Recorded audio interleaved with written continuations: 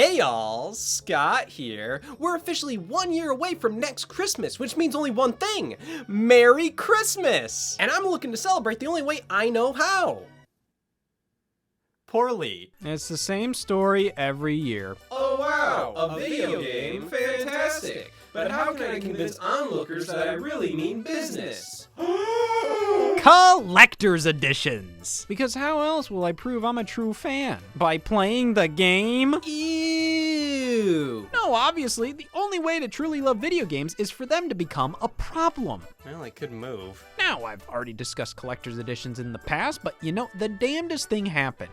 I said f it. Let's take a look at more collector's editions throughout history and see which ones truly weren't worth your time, money, space, and which ones were even truly f***ing worse. It's the Fallout 4 Pip-Boy edition. This was announced alongside the game at Bethesda's E3 2015 press conference, as we thought the Pip-Boy from Fallout was so cool, we made it in real life. The reactions to this were so genuine, so electrifying, so naive. I mean, they said it right then and there. This is basically just a shell for your iPhone, but I don't think that registered to anybody. You look at what people are saying here, and it's just a whole bunch of, well, I never thought I'd see the day my gaming interest would affect my groin this much. Then when the collector's edition launched, everybody's going, yeah, big whoop, just tape an iPhone to my wrist. And to that I say, that doesn't give you the same experience as the Pip-Boy.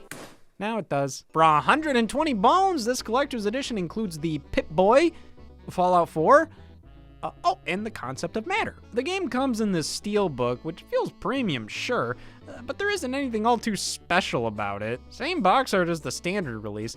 Hell, the back is the same as the front. Well, hey, at least we get a season pass.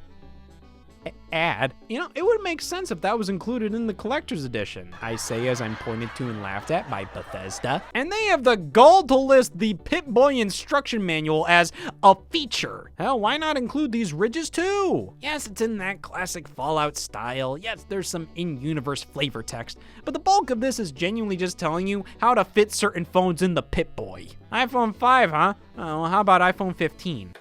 Yeah, this is the problem with designing anything around smartphones. Eventually, it's just not gonna work anymore. I'm not gonna act like it ain't practical to use a phone for this. You got the Fallout Pip-Boy app that connects to Fallout 4, meaning you can use this with the actual game.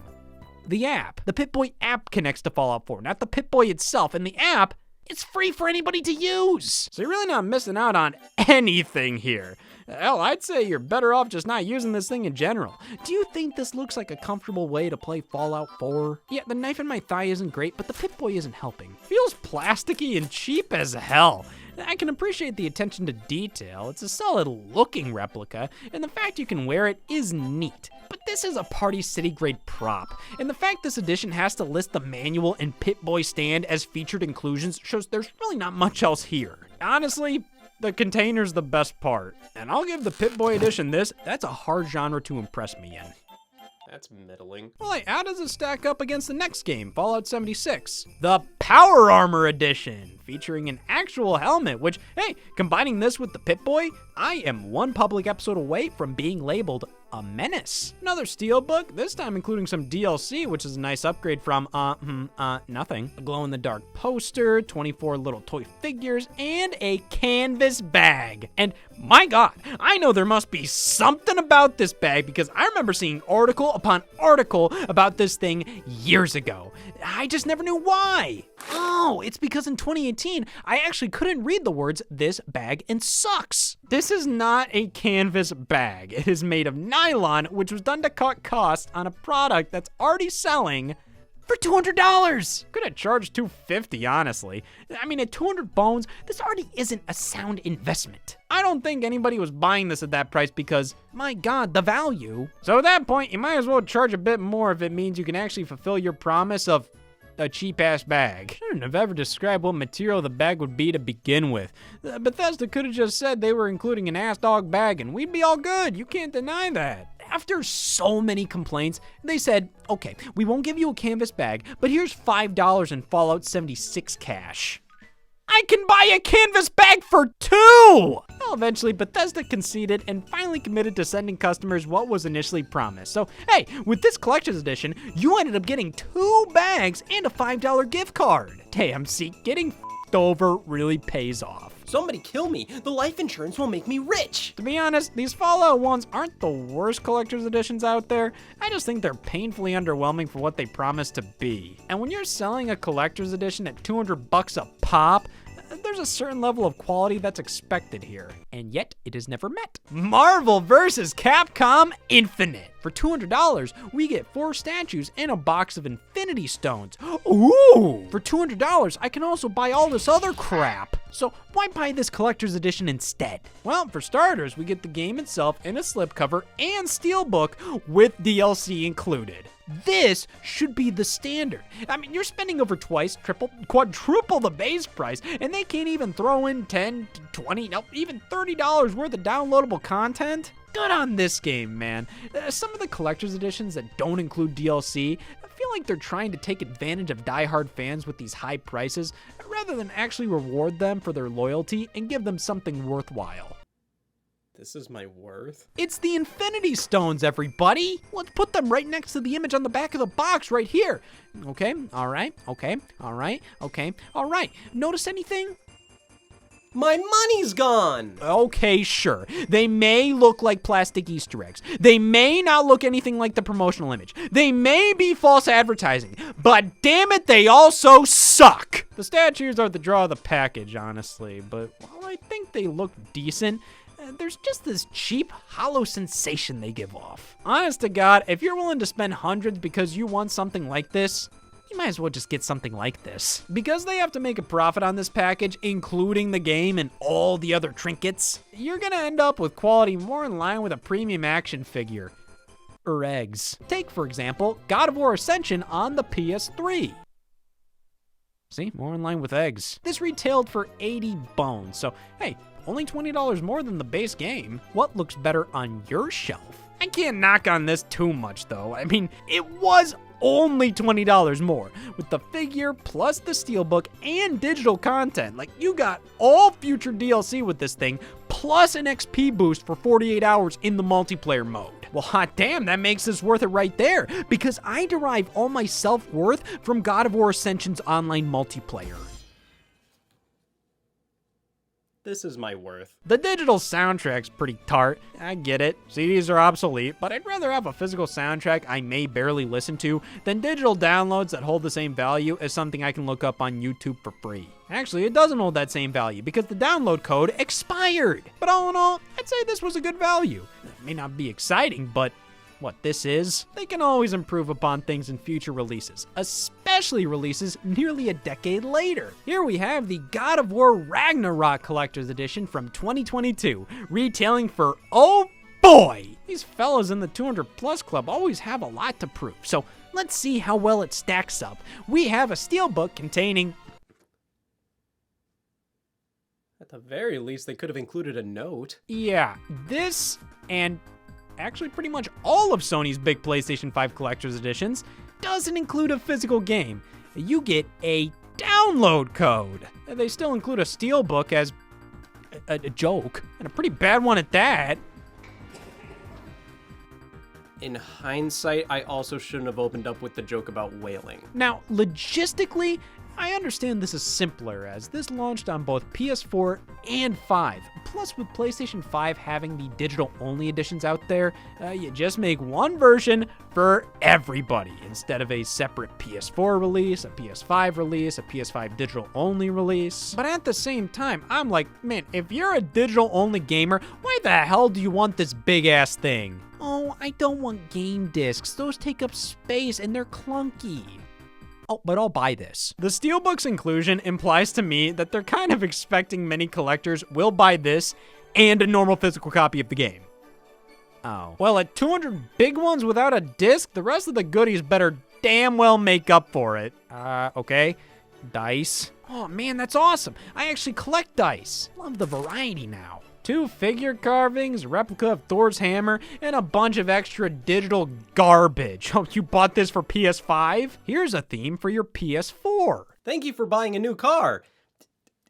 Here's a fucking butter churn too. The best thing about this set is the attention to detail. I mean, it's night and day compared to the exact fucking opposite of that. I do really like how the collectibles included look as if they were ripped straight out of the game's world. It's almost like you could display them as if they were antiques without anybody questioning what the hell that thing is.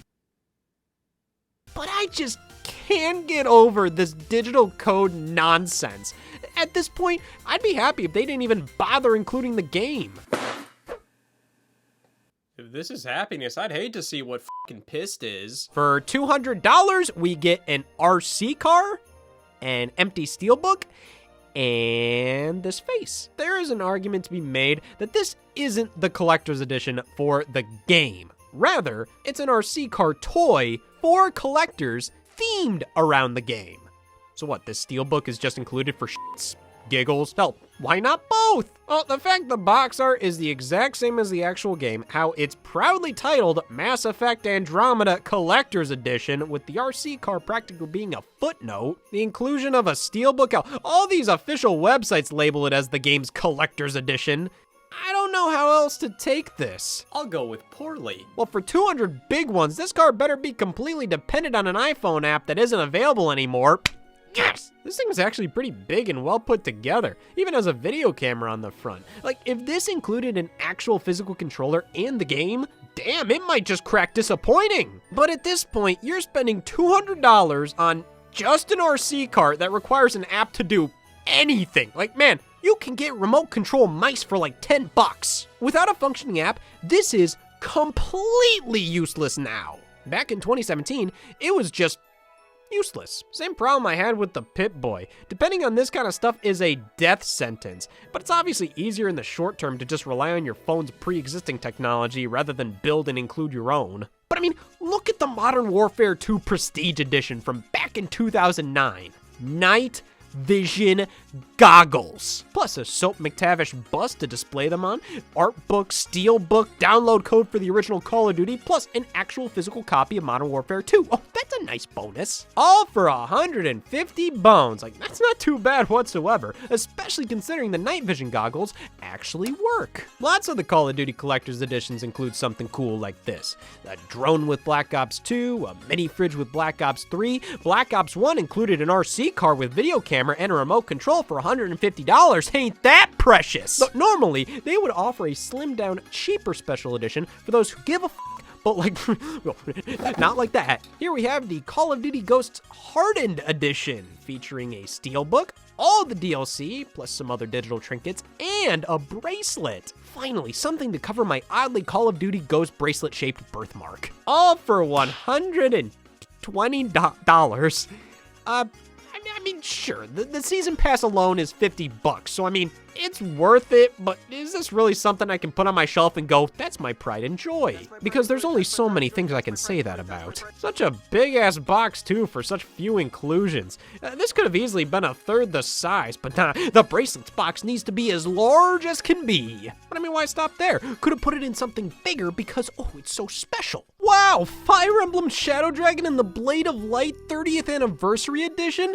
If they went all out for this, I can't imagine what they're gonna do for the 47th. So this was the first time the original Fire Emblem was officially released outside of Japan, and to celebrate, Nintendo went all out, acting as if this actually released for the NES in North America back in 1990. Full-blown box, manual, and map, a real-ass fake-ass game cartridge and Nintendo Power poster, a massive hardcover art book, and to top it all off, this release is so incredible. This is such a cool moment for the franchise. But you can warrant doing all this but not printing the damn game on a cartridge. But then the Fire Emblem Fates Special Edition on 3DS had the exact opposite problem. Damn thing put too much on the cartridge. You get both versions of the game that were sold separately, plus the downloadable only version all on one card. This thing was crazy limited, yet held so much value. Well, if the game itself is this collectible, how collectible are the collectibles? A sock can carry your 3DS in this, or hell, anything that's roughly a fist in width. I'll choose pistachios. And an art book, which I mean, may not be all too original, but I appreciate it. I feel like this is one of the safest bets you could include in a collector's edition. Ah, damn what, and the Dead Island bust isn't? But even with a decent one every now and then, collector's editions are an everlasting epidemic. Somehow, I feel things get more and more expensive every year with less stuff included while quality barely increases. These aren't for the collector anymore. They're for the sucker! Because at this point, half of the garbage these things contain are just a bunch of digital nonsense, toys that are relying on smartphones that won't work over time, low quality figurines, or just random things you're never gonna do anything with. They're just meant to fill up the list of inclusions on the back of the box. But hey, that's more reason for me to continue taking a look at these things every now and then. Because if I don't, who else is gonna tell you the Fallout 76 Power Armor Edition isn't worth it? Oh yeah, everybody.